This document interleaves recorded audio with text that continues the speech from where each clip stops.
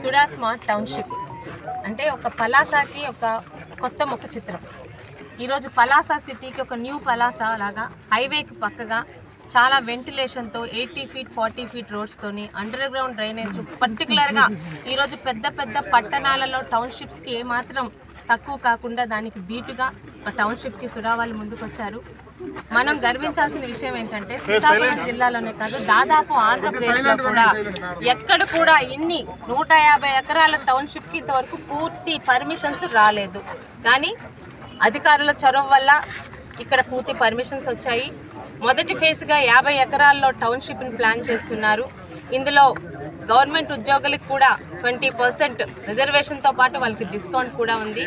అయితే రియల్ ఎస్టేట్లో కన్నా చాలా తక్కువ ధరకు, అంటే మధ్య తరగతి వాళ్ళకి కూడా మంచి ఇళ్లలో ఉండే సౌకర్యం కల్పించేలాగా ఒక ఆలోచనతో గవర్నమెంట్ ముందుకొచ్చింది.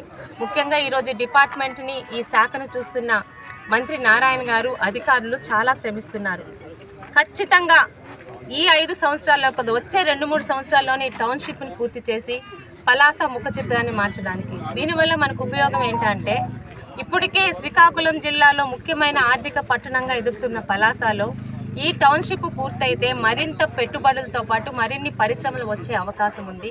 దయచేసి ప్రతిదీ పారదర్శకంగా, ఇప్పటి వరకు ఒక 40 మంది బుక్ చేసుకున్నారని తెలిసింది. వాళ్ళ వివరాలు కూడా ఇంటర్నెట్లో పెట్టారు.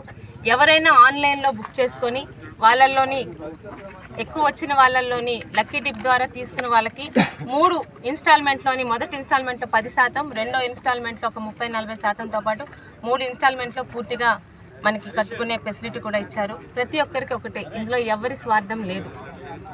పలాసా తాలూకా బ్రాండ్ వాల్యూని పెరగడానికి, మన పలాసాని అభివృద్ధి దిశగా ముందుకు తీసుకెళ్ళడానికి మొదటి మెట్టు, మొదటి అడుగు ఈ టౌన్షిప్ ద్వారా వేగుతున్నాం. ప్రతి ఒక్కరు కూడా ఇక్కడికి వచ్చి పరిశీలించి మీకు కావాల్సిన ఒక ఇల్లు కట్టుకొని ప్రశాంతంగా ఉండడానికి కావాల్సిన ప్రతి ఫెసిలిటీసు, చుట్టుపక్కల వాతావరణం అలాగే ఉంది. కాబట్టి ప్రతి ఒక్కరి టౌన్షిప్ని ఆదరించి దీనిలో బుకింగ్స్ చేసుకుంటారని, మీ ద్వారా ఈ టౌన్షిప్ ద్వారా వచ్చే ఆదాయాన్ని మా పలాసా మున్సిపాలిటీకే ఖర్చు పెడతారన్న మాటకి నేను ఈరోజు ఒక ఎమ్మెల్యేగా స్వార్థంతో అడుగుతున్నాను. ఎందుకంటే ఇది ఎవరో వాళ్ళ లాభాలు, మామూలుగా ప్రైవేట్ రియల్ ఎస్టేట్ లాగా వాళ్ళ లాభాల గురించి అనుకుంటున్న టౌన్షిప్ కాదు. ప్రతి ఒక్కరు కోరుకునేలా ఉన్న టౌన్షిప్.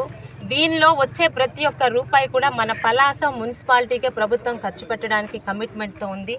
ఒక ఎమ్మెల్యేగా ఈ టౌన్షిప్ పూర్తయితే పలాసా మున్సిపాలిటీలోని ప్రభుత్వ నిధులు సగం వచ్చినా కూడా మనకి కావాల్సిన పనులన్నీ చేసుకోవడానికి మనకి నిధులు వస్తాయని ఒకే ఒక స్వార్థంతో మీ అందరికీ, మీ ఎమ్మెల్యేగా ప్రాధాయపడుతున్నాను. ఈ టౌన్షిప్ని ఆదరించి ఇక్కడ అధికారులు అందరూ పడుతున్న శ్రమకి కూడా తగిన ఫలితం మీ అందరూ ఇస్తారని కోరుకుంటున్నాను.